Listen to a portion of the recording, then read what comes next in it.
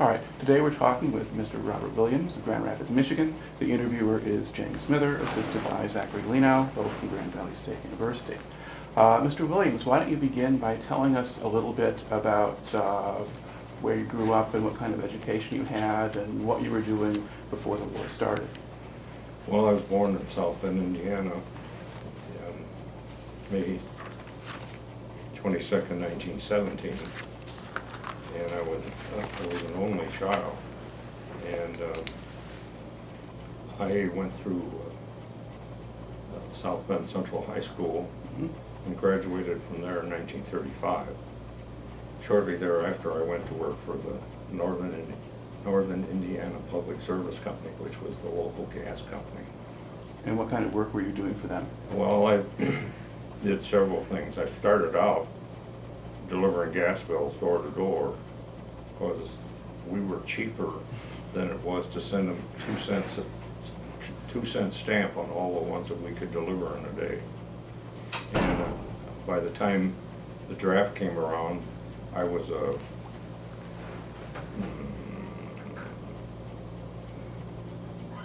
can't think of the name right now, but people would call in with complaints, and we would take the complaints. And then Customer service representative, Pardon? as like a customer service representative.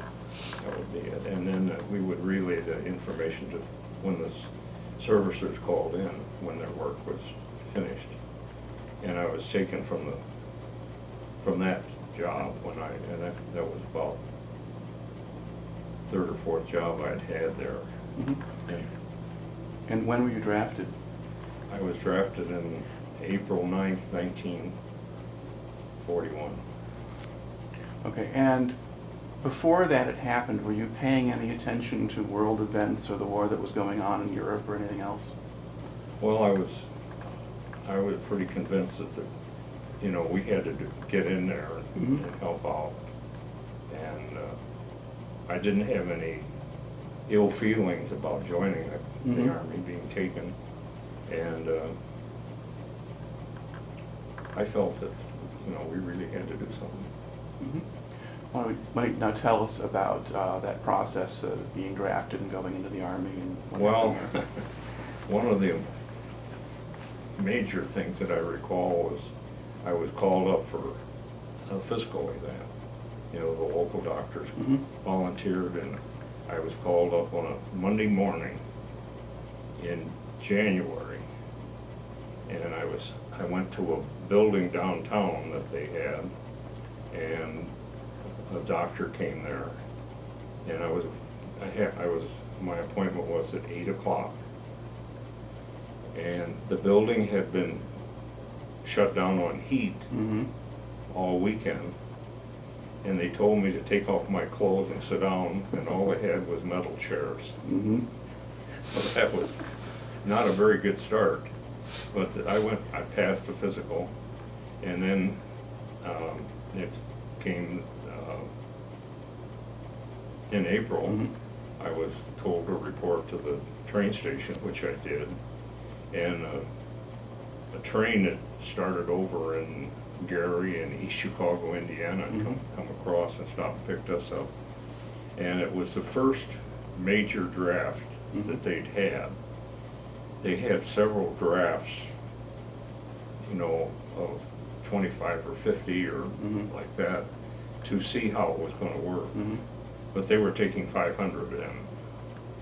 And so we got on a train, and of course the crap games and the card games broke out in the boxcars, and we went on and places like Fort Wayne, Elkhart and Fort Wayne, and picked up people, and we wound up at Columbus, Ohio about 2 o'clock in the morning. And we were taken in assigned beds and went to sleep, and the next day then they started the processes on us.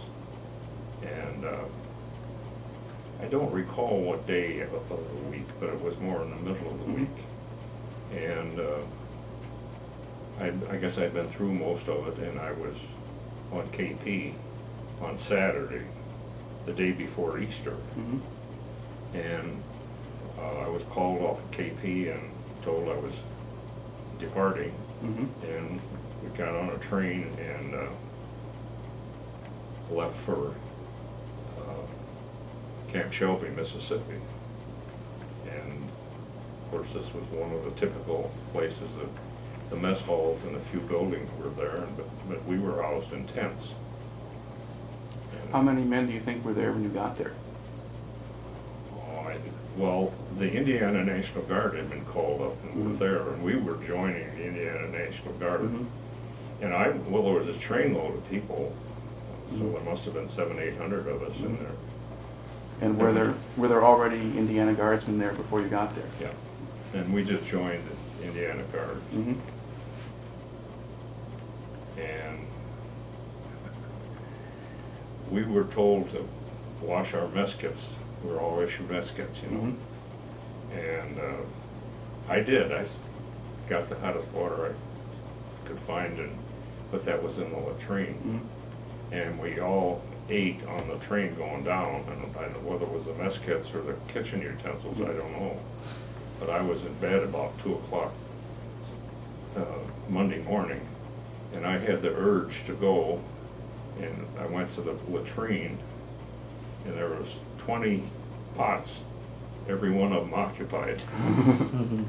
Every one of us had the same GIs, Mm-hmm. and it was kind of tragic for a few minutes until I finally found an empty spot. But then they started out training, and I was, because of my job at the gas company, Mm-hmm. I was taken to a message communication school, Mm-hmm. and I think we were there 2 months.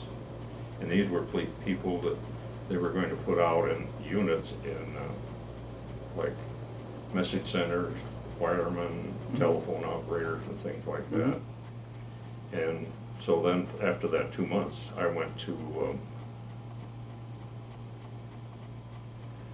Battery D of 491st Field Artillery. Mm-hmm. And we started out training, and we built up to going on the maneuvers in Louisiana in 41. Did you have your artillery pieces yet? Pardon? Well, you go to the artillery. Did you have artillery pieces to train on? At Oh, that yeah. point? And what kind were they? 155 howitzers. Okay. I trained on that some, but you know, I was more in the communications Mhm. work. And we went on maneuvers, Mhm. and one night there a tornado or hurricane went through our little pup tents didn't hold up too well. So we wound up in the back end of the trucks, so with blankets wrapped Mhm. around us to stay warm. But then that was over and we were given a leave. And shortly after that, everybody over 28 years old were sent home. They Mhm. were released because it was toughest on those people. You know, the training we went through, and and of course the marching, because Mhm. most everywhere you went, you walked. Mm-hmm. Except if it took you to the field and you loaded up in the trucks, but you went to PX and every place you Mhm. went around, why, you walked. And they sent those people home. And then I was, so it was really quiet. They would take three batteries and take the artillerymen out of that Mm-hmm. and train that group, because there wasn't enough Mhm. to train 3 groups. Right. And then Pearl Harbor, well, I was, the first part of December, 1st of December, I was promoted to corporal. Mm-hmm. And then Pearl Harbor happened, and I was corporal of the guard for the first time. The day Pearl Harbor happened. Mm-hmm. And there was just utter chaos. Everybody was running everywhere. Nobody really knew what was going on.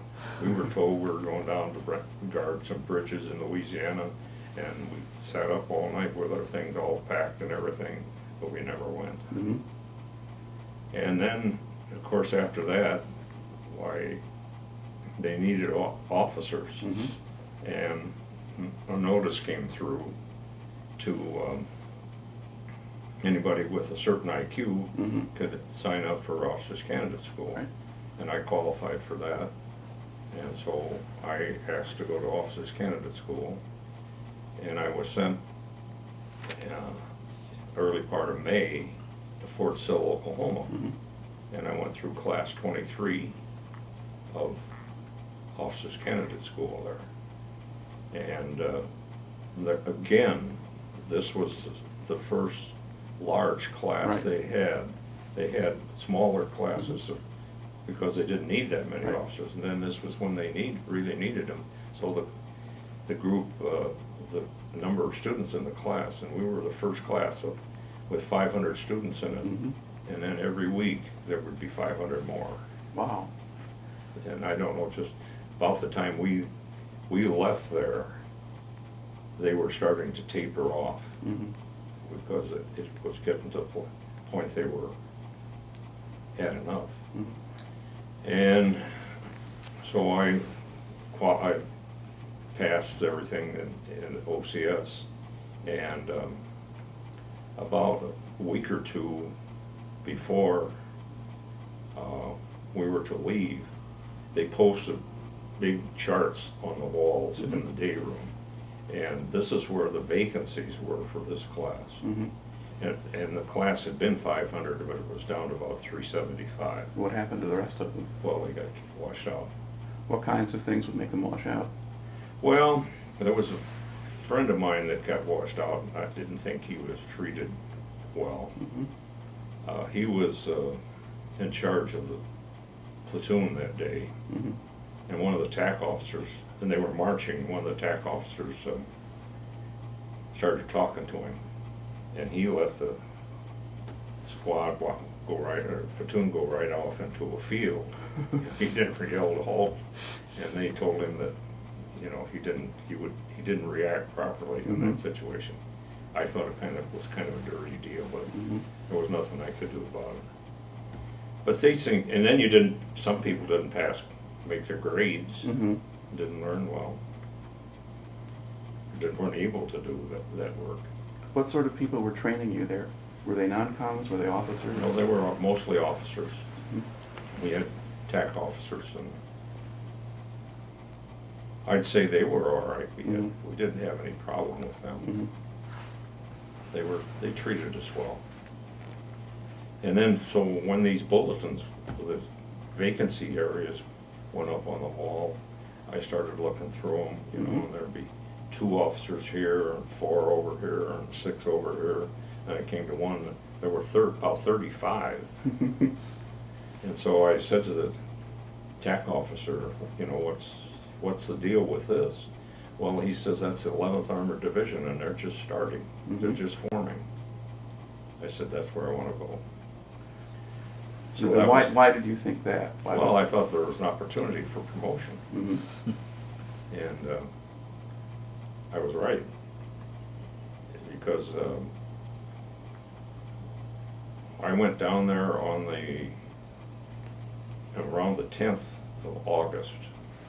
I was given a leave and went home, and I came back about the 10th of August to Camp Polk, Louisiana, which is now Fort Polk. And so we were assigned by the people there, and there were 6 of us that went to Battery D of the 471st Field Artillery, all from the same OCS class. I was the executive officer because I had been in the longest. Right. And the captain and battery commander was chosen because he had been in the National Guard for a period prior to induction. Right. And so that's the way we started out. And then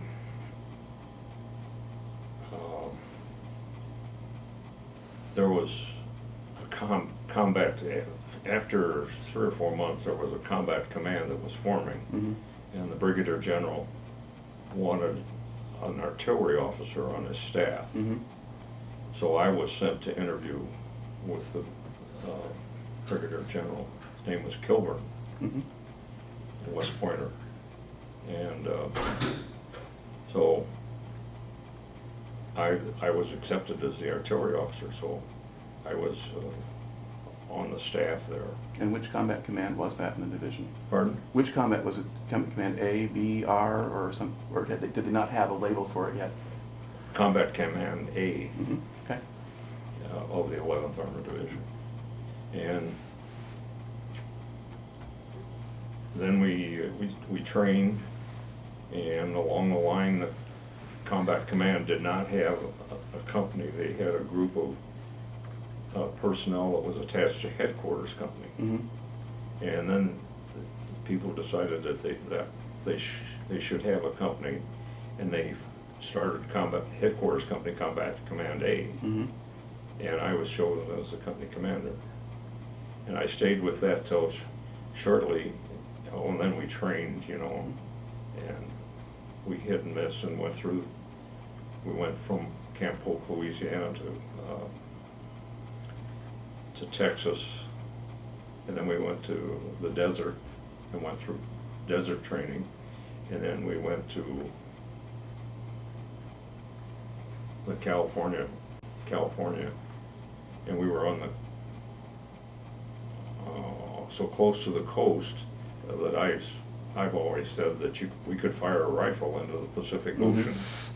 And Was that Camp Pendleton, or Pardon? was that Camp Pendleton? No. Or was that, because that was the Marine base. I know there's another one out there, right on California. it's a prison now. Is it a prison?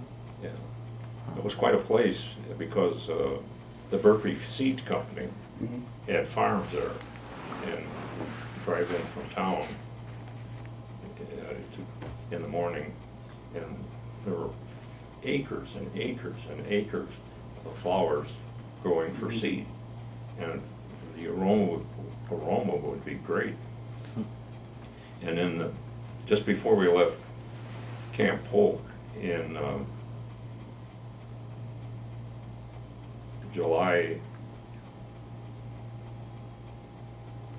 May 29th, 1943, I got married. Mm-hmm. My wife came down to Camp Polk, and we lived in a house. Mm-hmm. And then when we went to Texas, we lived in an apartment Mm-hmm. up above the grocery store. Then when we went to California, or when we went to the desert, Mm-hmm. we lived in a room in Las Vegas. And when we went to California, we lived in a trailer. So we always said, the next move we make is gonna be to tent. Right. But then my wife was pregnant, and we had a daughter, and so then it came the time that, well, she went home and Mhm. for the delivery, and she stayed there, and then I went overseas, and of course we were right near the Pacific Ocean. Mm-hmm. We left from New York City from a port to Europe. So Okay. we rode trains all the way across the country, and it took about a week because we were low priority on the railroads. Did you have all your equipment at that point? Pardon? Did you have all of your equipment, No. the tanks and the artillery and the vehicles and the rest? That equipment we got in England. Mhm. So what were you training with? You're spending a Well, year we had- building an armored division. What are you Well, using? we had tanks, we had equipment, Mm-hmm. but we didn't take the equipment. Okay. They had new equipment in England. Mm-hmm. And we went over there and picked that up. So we went to that, and went to, we left in middle of September of 43. Mhm. And we went to England, and we left England in the early part of December. And we were, about half of our division was on land, and the other half was coming. and the Bulge happened. Mm-hmm. And so we were going to go to an area at Reims in France, Mm-hmm. and there was a Falaise Pass, which there was a pocket of Germans down on the Mediterranean, and they sent new divisions down there, and Mhm. as hard as you fought, they fought back. Mhm. You didn't fight, they didn't fight, and it was a good training ground for. Mhm. But we were scheduled to go there. In fact, we were on the way to Reims, and they changed it and sent us to the Bulge. Mhm. And we got there just Christmas Day. So we And- didn't do much, but we helped. Which sector were you in? Were you kind of coming in, do you remember if you were coming from the west or the south? We would have been coming in from the south or from the east, probably from the south. Were you attached to 3rd Army at that point? Yep, 12th Corps. Saw Patton a couple of times. I saw Patton in Bastogne, Mm-hmm. and he's like that movie Patton, except that it was exaggerated a little bit. Mm-hmm. He came in town with a platoon of MPs, Mm-hmm. or probably a squad, not a Mhm. platoon. It might have been a platoon.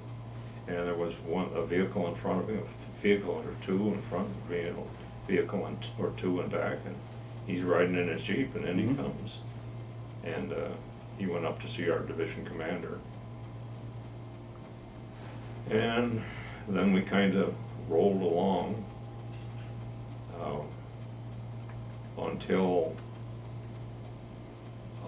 the 4th Armored Division got all chewed up. Mm-hmm. Patton's son-in-law was in a prisoner of war. Mhm. It was Colonel Walters, and he was in a prisoner of war camp that we were approaching. Mm-hmm. And we I better go back. Okay. Then, just before we left, I was transferred to division headquarters Mhm. in the G3 plans and training section. Mhm. And I worked with them as an assistant G3. I better enlarge on how we worked. Mhm. There were 3 of us that were captains, assistants, Mhm. and our colonel wanted us there from 7 in the morning till 11 at night. Mm-hmm. And then and one of the 3 of us had to be awake the rest of the night. So we worked it out that one would go to sleep, and the other 2 would work 4 hours and sleep 4 hours. Mm-hmm. But then when we moved the day, if you were in a vehicle of any kind, Mhm. you got to sleep, you fell asleep in the afternoon. But then, and I worked in G3 section during our travels through. What and specific duties did you have when you were working as a G3 as an assistant? What were you doing? Well, during the day, I was mostly, I was doing a lot of communication work. We'd get into a spot where we couldn't communicate, Mm-hmm. and then I'd take on a vehicle with a upscale radio, Mhm. and take a squad of MPs, and we would go out and get someplace where we could pick up messages Mhm. or pick up information and relay it to headquarters. Mm-hmm. And they depended on that quite a bit because, like a lot of things with the Army, they don't build what they're going to use in the future. They Mhm. build in what worked last time, Right. just like we're doing in Iraq. Mm-hmm. But that's what I did mostly. And then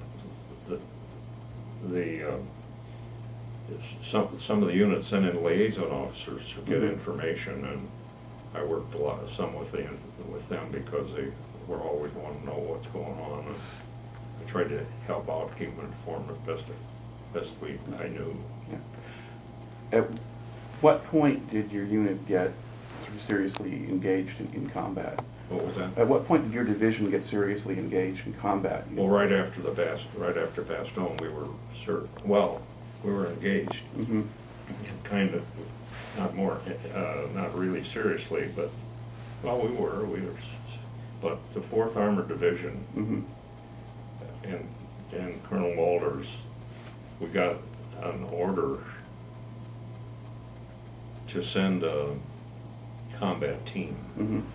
It was a company of infantrymen, a company of tanks, Mm-hmm. some engineers, and some artillery. I think it was just a bit, I don't know that it was full battery artillery.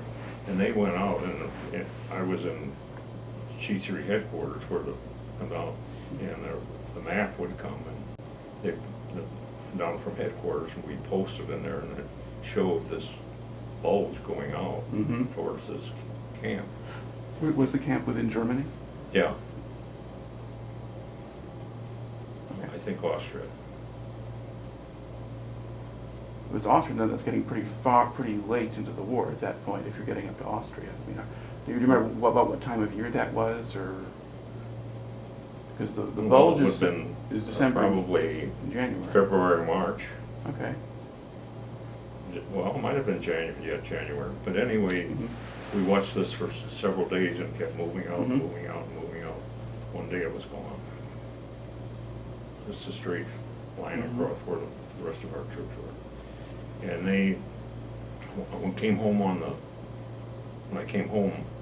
on the ship, I ran into the engineer company commander from the 4th Armored Division. Because a platoon of his went, his company hadn't gone. And he said when they got back, there were 5 of his engineers left out of the platoon that he had gone along. And that was true about the tankers and what I heard was that out of that group that went out, only 50 came back.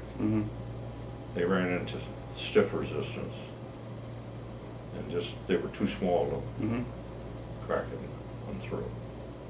But then we replaced the 4th Armored Division, and until the end of the war, we were the Armored Division leading the 12th Corps. And what kind of information did you have about the fighting itself and what was going on, or how the unit was doing? Well, I would say it wasn't too bad because, see, with our Armored Division, it wasn't anything to travel 35 miles a day. And the infantry can't walk that far. And they didn't have transport, so we would be let go and we'd move 2 or 3 days, and then we'd stop for a couple of days till the infantry caught up, and then we'd move on. So yeah, there was resistance and we were having casualties, but it wasn't bad. What kind of terrain were you fighting in at that point? Well, it was countryside, just like if you travel up north, the hills and things like that. At the end of the war, a fellow came from one of the infantry battalions and became a driver in our G3 headquarters, and I rode with him quite a few times. He had been a squad leader, and he was in the lead vehicle of this company most of the time, and he got so he couldn't stand it. And that's why he was back with us as a driver there. He wouldn't wear a pair of binoculars because he said they were the ones that the enemy shot at first. And it said it wasn't the combat, but it was going up this hill, around this curve, not knowing what you were going into, and just got so he couldn't take it anymore. But he did that for a couple of weeks. His name was Roger Schlichter. He was a good guy. But then with us, why things started crumbling, and then I don't remember where we were anymore. But anyway, in the early part of May, they stopped us, and we sat there. And then one time in our headquarters, this map comes down, and there's a line out there, and there's 5 stars on it, or 6 stars. and stars always meant something for boundaries for things, like Right. 4 stars were a division boundary. Mhm. 5 stars was a corps boundary. Mhm. We'd never seen a 6 corps, Mhm. 6-star boundary before. And everybody was, what the hell is that, you know? Mhm. So we found out that that was the boundary between the United States troops and the Russian troops. Mhm. And so we waited there, took a good 10 days Mhm. for the Russians to get there. We could have been, you know, another 100, 200 miles Mhm. in there, but I guess that was, at the very high level of the military, that was decided that that's all further Mhm. we would go and they would come up to us. And at that time, the Germans were coming in Mhm. droves Mhm. because they didn't want to be put up with The Russians. the Russians. They didn't want to be under their control. And So were you in a zone that was going to be in the American zone then? yes, they were trying to get to the American zone. Mhm. And And were these soldiers or civilians or both? soldiers. Mhm. How did it make you feel knowing that you could have been taking over Germany and you had to wait for Russia to Yeah, get well, there? we were in Austria. We were right Mhm. along the Mhm. Danube River. Mhm. We could have been.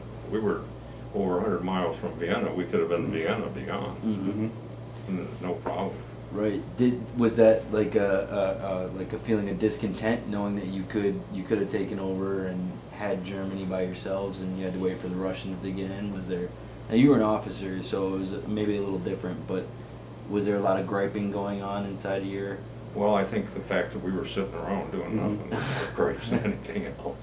You know, and the groups were, the soldiers were like that. They wanted to be doing something, you know. Mhm.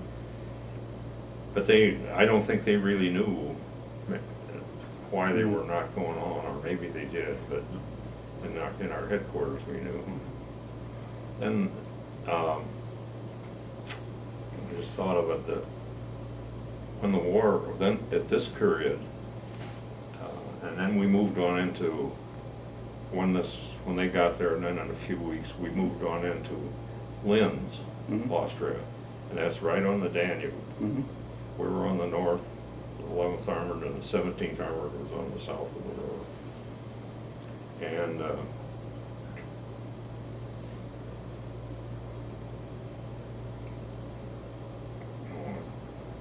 I lost the thought. I'll come back to it. What, how much, did you see much of the civilian population in Germany as you Oh, were yeah, going through? they were all over the place. And we saw a lot of the ruins, you know. I flew over the area once and I couldn't see over Cologne, and I couldn't Mhm. see a solid roof. Mhm. Or what, I didn't see one. What kind of relations did you have with the civilian population, or how? Well, were they kind of left us alone. Mhm. They came, some of the people, like the mess hall, or hired people to Mhm. wait table and I suppose wash dishes, Mhm. but some things like that. But they didn't bother us, and they just went their way and we went ours. But it changed Mhm. along. After a while, why it changed to the point where you'd walk down the street and they pushed buggy carriages at you, you know, so you'd have to move over if you were a gentleman at all. Mhm. And they changed it. So, were they losing fear of you? Were they? I think they did. And that by this time, some of them were probably pretty resentful of us. Mhm. But I'd say generally speaking, the relationships was good at that time. Did you have much of an awareness of things like what had gone on in the concentration camps and the rest of that kind of thing? by Yeah, the time because you went our unit relieved Mauthausen, Camp Mhm. Mauthausen. And I was in that Mauthausen and saw a stack of bodies that they Mhm. didn't get put in the oven, and the oven was Mhm. cold at that time. It was a couple days later. Mhm. And I saw that. And also, one time I think it was at Mauthausen, we came across it and see what happened when our units got there. The guards fled. Mhm. And so these people were free. Right. And they came out and, you know, maybe 100 yards from the front door, so they died Mm-hmm. because they were so weak. Mm-hmm.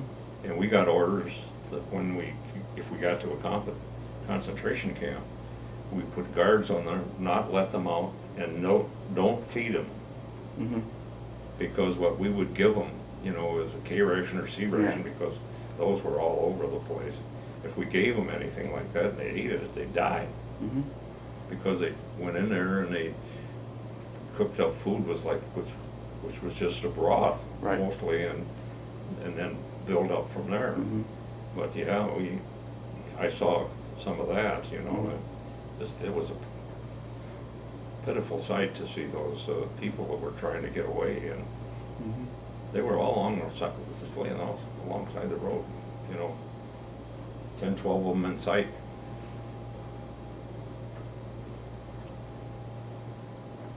Did that affect the way you perceived the German population, or? No, but first time I saw an SS officer, I wanted to shoot him. But I didn't. Mm-hmm. But he made me feel like that, you know. Of course, you heard the SS were so bad. Mm-hmm. You know, one time when I was out on communications and things were getting down, Mm-hmm. we were, you know, the main road was here, so we sat off the side road, and there were trucks of prisoners coming back. Mhm. And the MP sergeant come to me and he said, I picked up this pistol, you know, off of so-and-so. He said, do you mind if I fire it to see if it's all right? I said, no, go ahead. And so we went over the side of the road and fired like that. 12 soldiers came out like this. They were scared to death. Hello there. They thought he was shooting at them. We didn't even know they were there. Mhm. Now, at the point when the war ended, was your division simply stationed in Germany? Were they, Austria rather, and were they expected to stay there, or were they going to be part of what might be sent to Japan? Yeah, we were scheduled to go to Japan. Mhm. Because, you know, most of us were a little short on points to come home. Mhm. But we were scheduled, and they put us in camps and broke us up, Mhm. and they transferred us around. And I went to the 4th Armored Division to come home, to come back. Mhm. And, well, I guess that was after they decided we wouldn't go to Japan. Right. And we had an unfortunate situation there because we were in this, I think it was Camp Lucky Strike. They were named for cigarettes. Mhm. And it was the day we were to depart for the boat.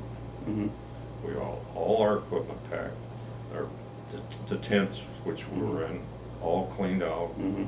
We're standing in line, ready to load on trucks to go to the boat. Mhm. And we got told that the ship we were supposed to be on threw a chunk out of its propeller on the way over, and it had to go to Gibraltar for repairs. Mhm. And we went out of Marseille Mhm. to come home. So we all went back and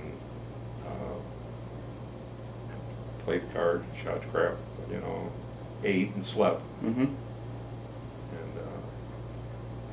Now, where were you when the war with Japan ended? Were you back in the States, or were you still in Europe? No, we were at this Camp Lucky Strike in France, because that's where they took us. And transportation at that time through those areas, you know, we rode boxcars and everything Mhm. else. About the only thing they had, you know. Well, if you were a field officer, why they'd take you in a truck or something like Mhm. that. But the rest of us rode the boxcars. You were a captain at this time? Yeah. You made captain at this point? I made captain back in the States Oh, when did I you? was headquarters company commander, Okay. Mhm. combat command A.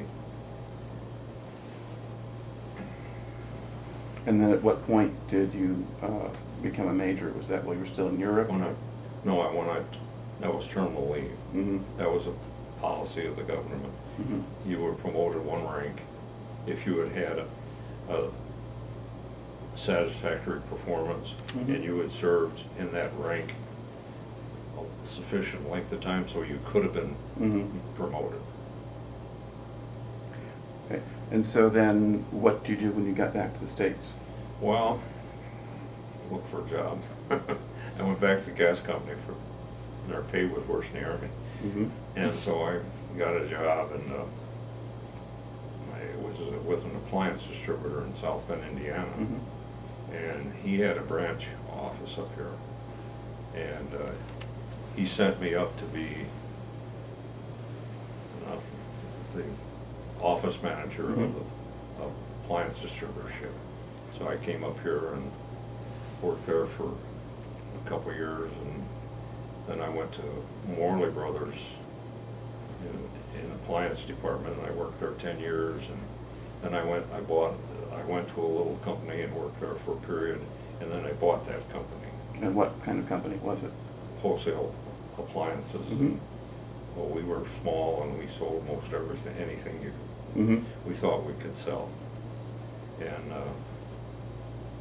so I took that over, but that was that was a while. We came here, they sent us up here in October of 1947. Mm-hmm. And this was at least 1950. It was 52. Mm-hmm. So I started this company, and there were 5 of us.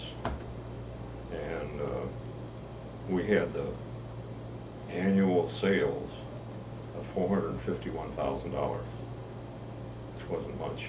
Mm-hmm.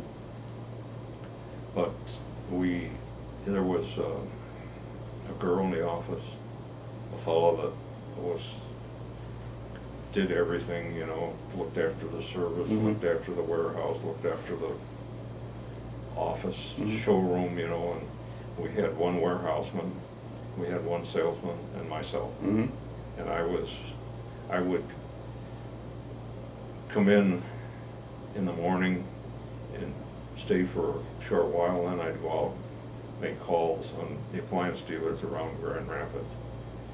And I'd come back at noon, and I'd go out in the afternoon and make some more calls, and come back at night, and then stay there while we closed up. One day a week I went to Grand Haven and Muskegon. Mm-hmm. And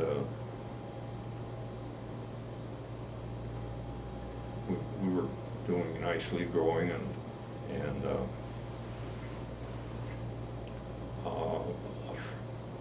I was in a dealer store in Muskegon, Langwise, and Bill said to me, "Bob, do you know the Amana distributor is going to quit?" Mm-hmm. I said, "No, I didn't hear it." He said, "I think that'd be a good product for you." So I knew a fellow that worked for him, and he lived in Grand Rapids. So I called him, he was home for the weekend. And so he made arrangements for us to go. This was before I bought the place. Mm-hmm. And for the owner, the previous owner, Mhm. and I to go to Amana, Iowa. And they were in a situation that they were delighted that anybody wanted to sell their product Mhm. before they became very popular. Mm-hmm. And so we signed up and became a distributor of them. Mm-hmm. And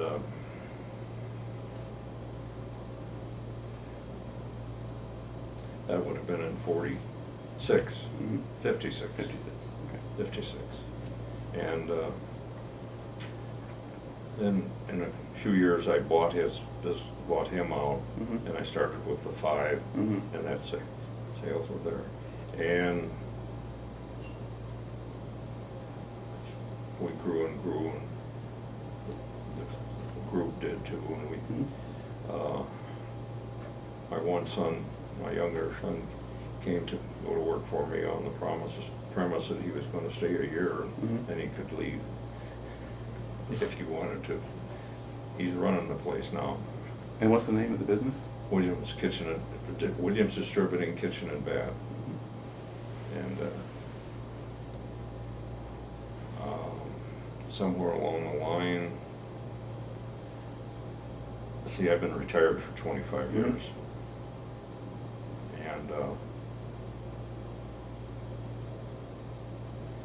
And the company split up now. My other older son took a company, and it's called Carrier Great Lakes. Mhm.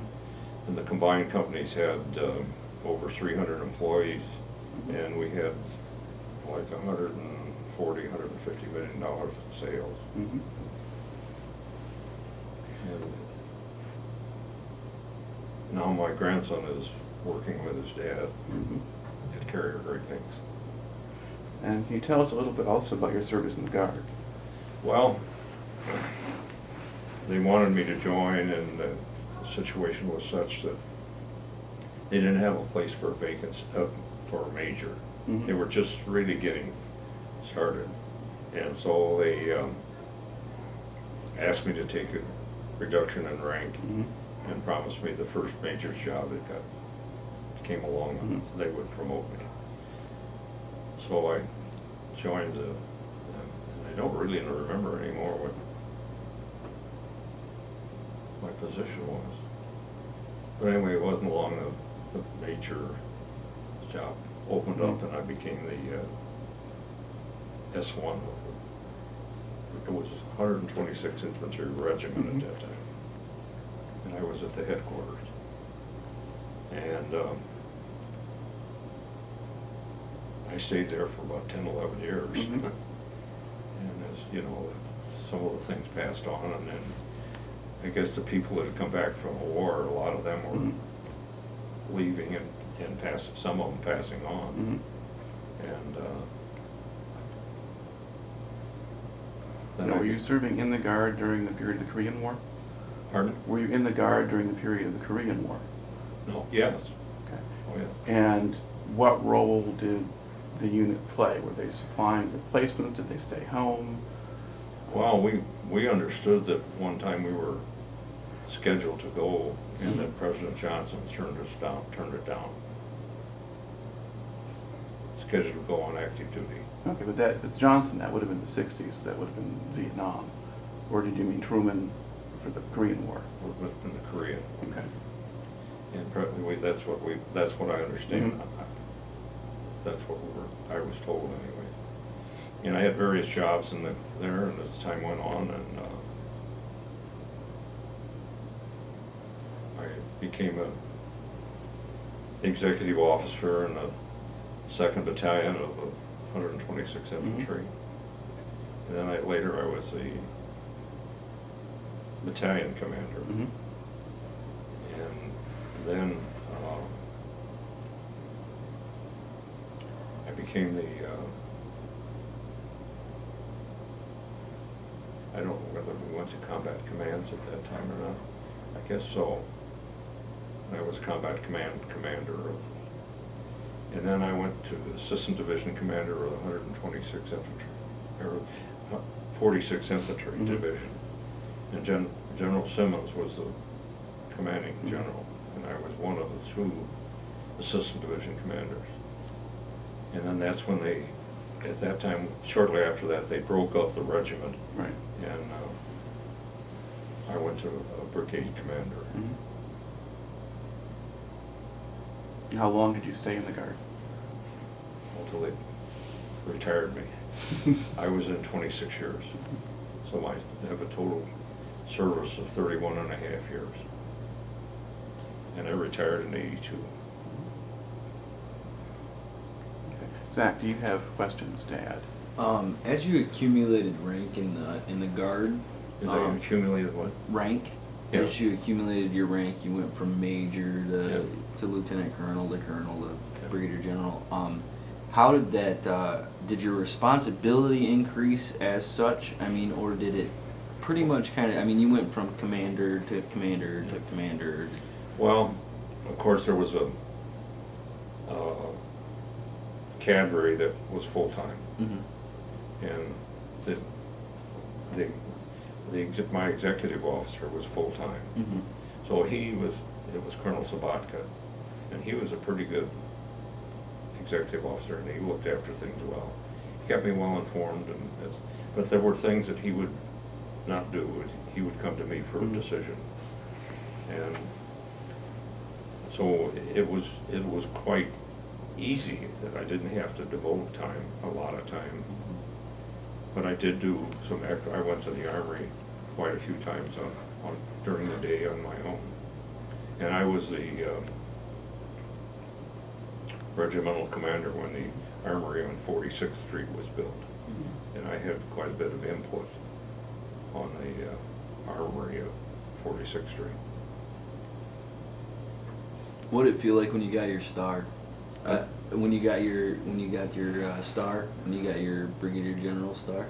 What happened? What do you mean? What was that like? I mean, Oh. that had to have been a pretty big achievement. I mean, once you get to the rank of general. Yeah, well, that was pretty rewarding. Uh-huh.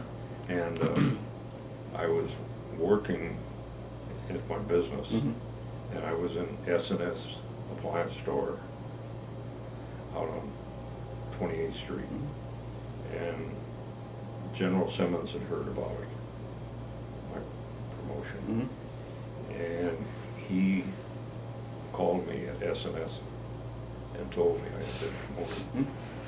So Sam and Stan were in on it. I was in a class that of people to be promoted that waited a long time.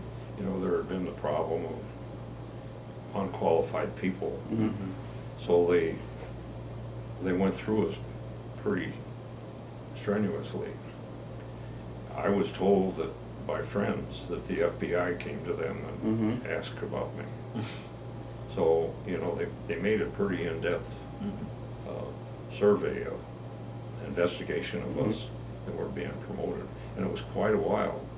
And it was kind of a disadvantage, but they corrected soon afterwards.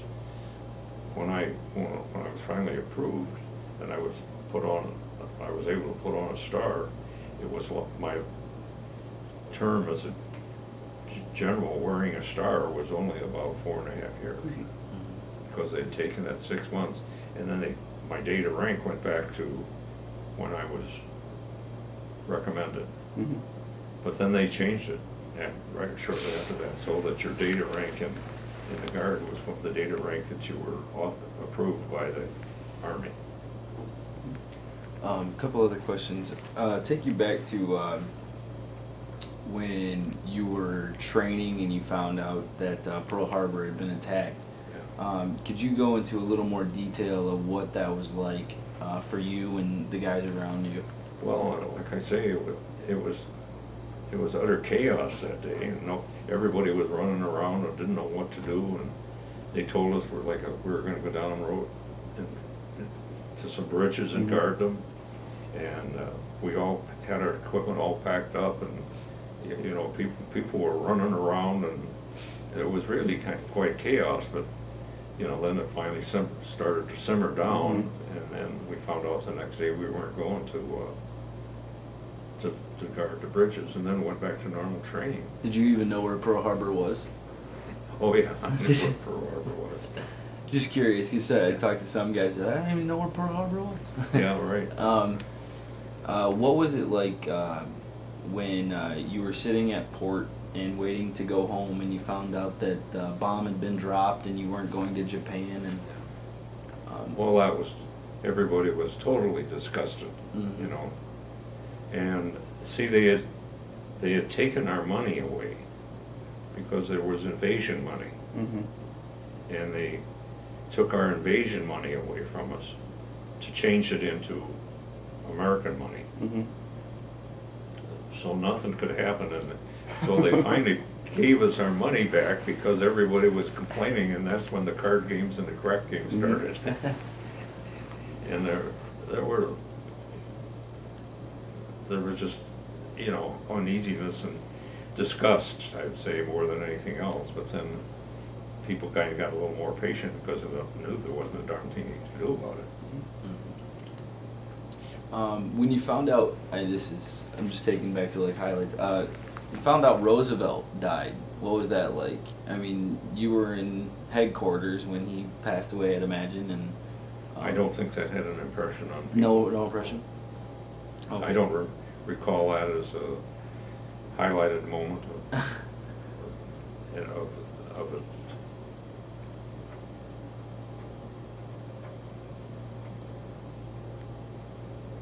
One of the saddest moments was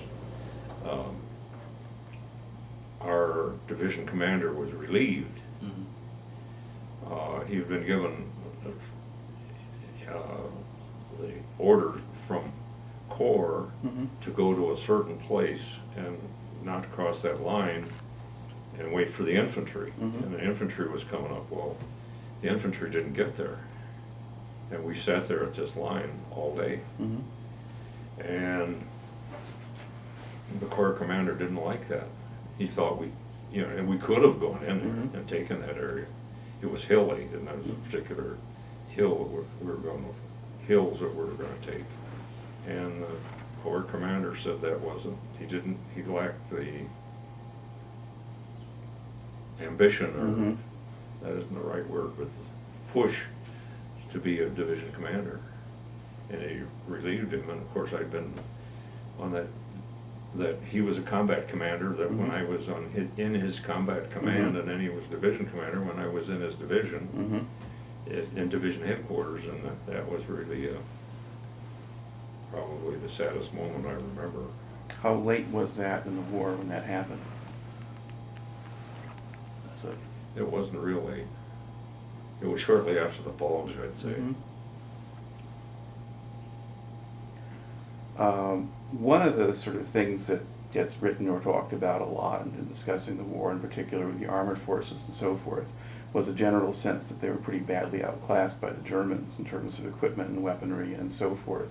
Yeah, you'd see a lot of equipment along the side of the roads. There was lots and lots and lots. But I don't have any first-hand information about how Mhm. much, when they combat to combat for tank against Mhm, tank. mhm. But I know our tanks were shot up a lot. Do you have a sense of what it was that made your unit successful? I mean, if they're able to push the Germans back or beat them, what kinds of things were in your favor? In my favor? Well, in your unit's favor, or the division's favor? Because you said you were basically successful and you could go where you wanted to go. What enabled them to defeat the Germans if the Germans were making that much trouble? Well,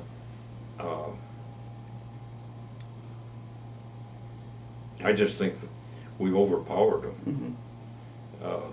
I went over to the 50th reunion of D-Day, Mm-hmm. my wife and I, and they showed us a German cemetery that was right Mhm. nearby, Mm-hmm. and 16, 17, 18-year-old, Mhm. almost every one of them, a few older, but I think we just plain overran them. Mm-hmm.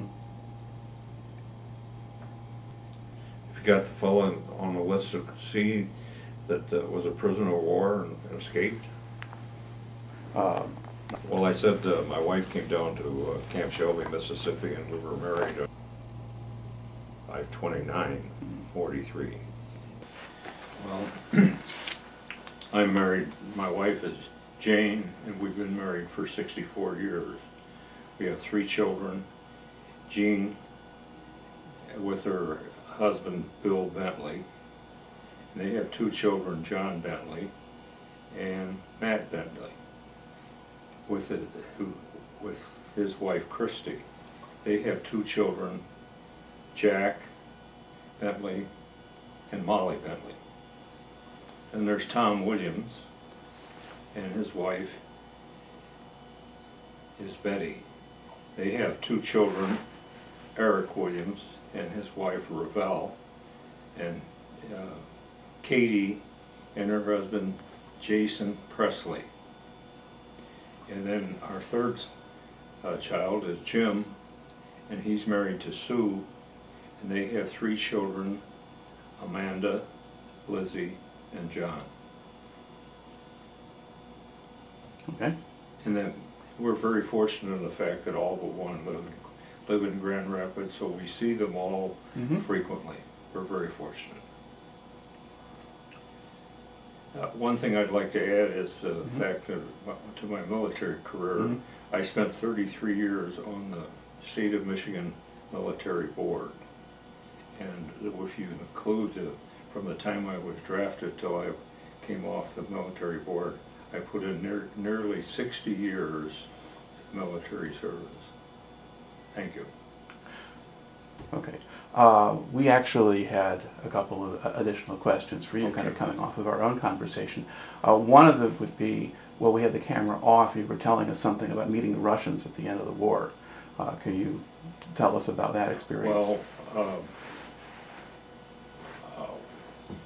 Well, in our planning stage, we had daily maps from Corps, and then we made maps and sent them out to the battalion or combat commands, which were instructions of what to do for the next day.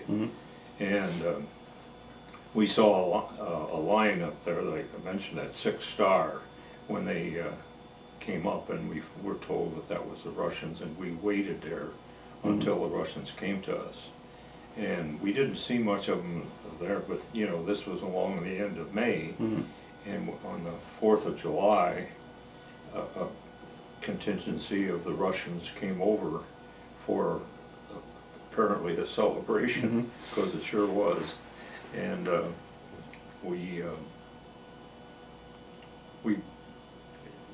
the ones that were brought over were English speaking, so we could carry on a conversation, and they were just like another soldier as far as we were concerned. They treated us well, we treated them well, and we sat and we had lunch and we had conversation and partying in the afternoon, and then we had dinner in the evening, and they left. But they were very, very reasonable people. It was a pleasure, but that's the last we ever saw of them. Okay. Yeah. Thank you. Good. Could you tell us about bowling in the Guard? About what? You were telling me about how you got into the Guard, or who talked you into that. Could you tell us that? Well, when I came up, was transferred by the appliance distributor in South Bend. I was the office manager, and the people would come in, some salespeople would come in to me, including radio time, because that was before television. And this one fellow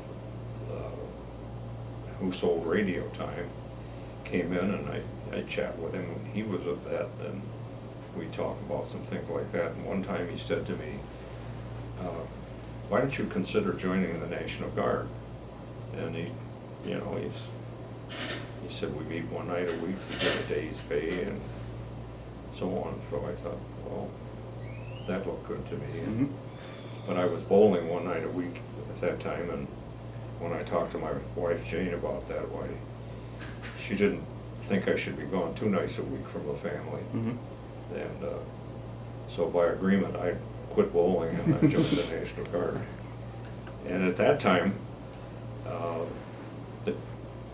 to compare things, what I got from the National Guard was enough to cover my house payment. Wow. Which was pretty good. But that was my beginning to the Guard. And then one thing we didn't cover was that when I was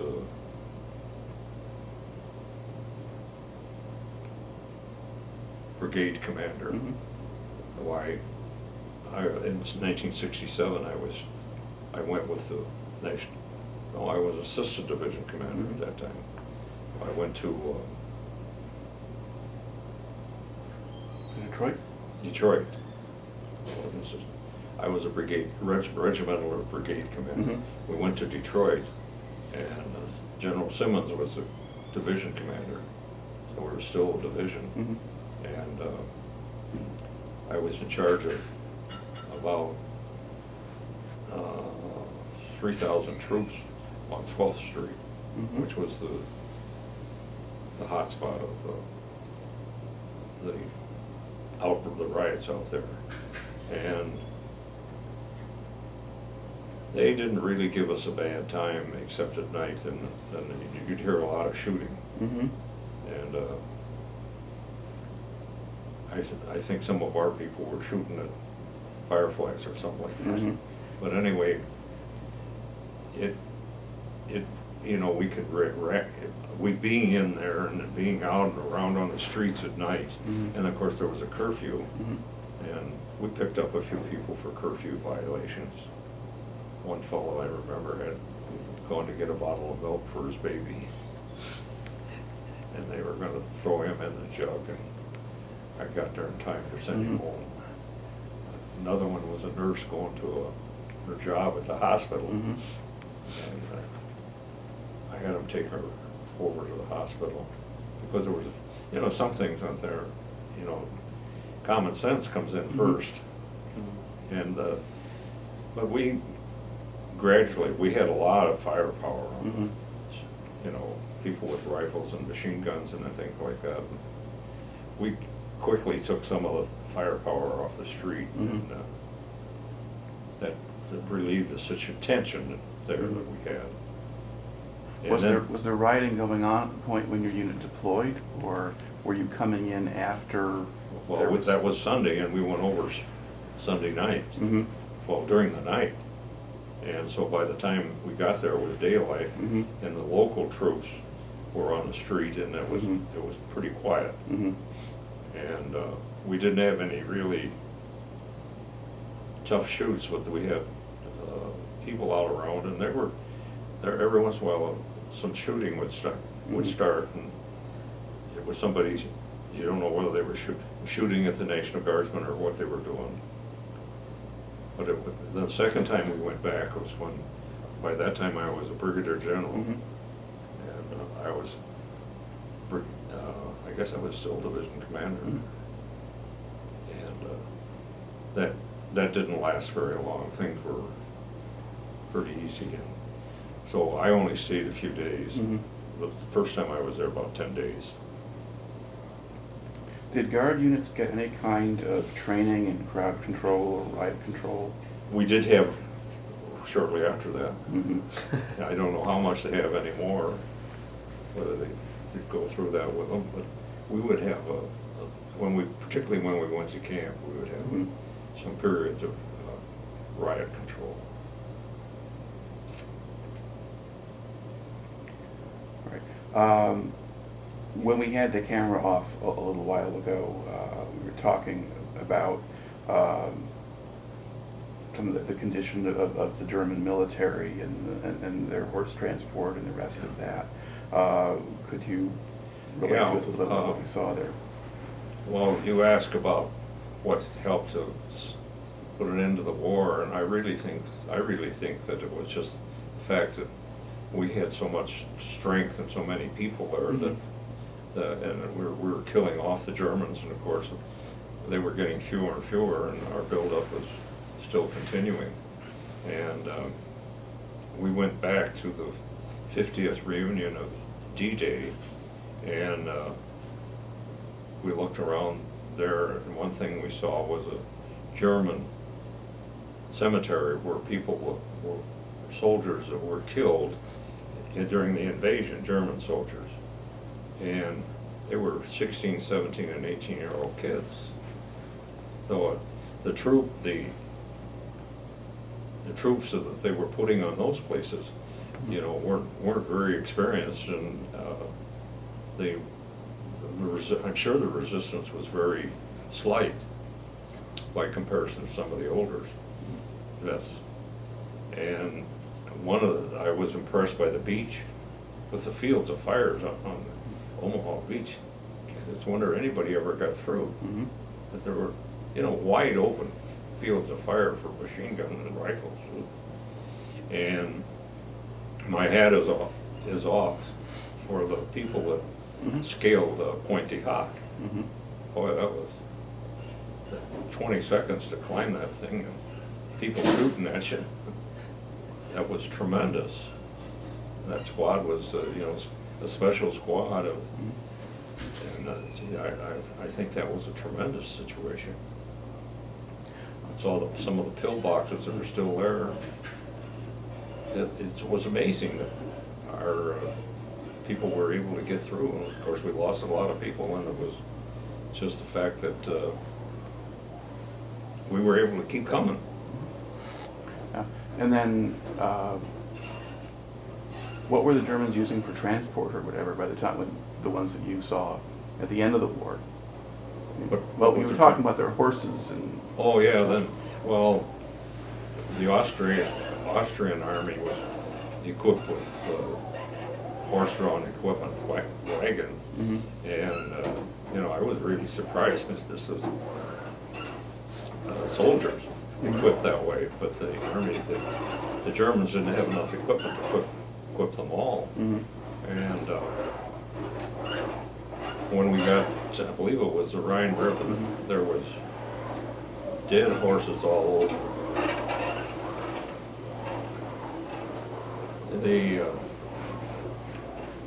They were caught there because they couldn't get them across the river fast enough, and our aircraft, military aircraft, came shooting through there, and hundreds of horses laying around dead, and some of them with snow on them because it was still cold,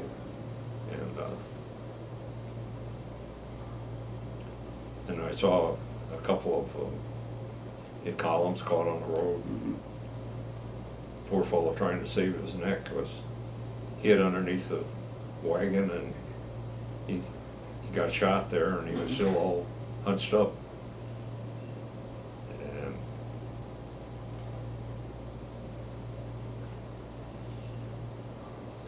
And of course I covered that about the people, the sorriest sight I saw was the POWs coming down the road trying to get away from the camp and dying. And on the other side of it, you also had mentioned about at the end of the war, the food situation for the army, for your army, and how one of the company commanders you knew dealt with it. Yeah. Well, when the war ended, was the time that we had the poorest food supply, and there was planning at Army headquarters about moving some of the ration dumps, and so when they were making this big major move, the supplies got skinny, and so I was working in our headquarters one day when a good friend of a social friend of mine also came in, and his name was Captain Gordon Petrie, and I said to him, "Pete, how you doing for food?" Oh, he said, "We're doing fine." I said, "How the hell are you getting by it? What are you doing?" Oh, he said, "You'd be surprised what these farmers will give you in food for a horse." And he had his company, infantry company, collecting the horses, and then they go out and trade the farmers for food, and they were getting along fine. And so it was some American ingenuity that took place lots of places over there.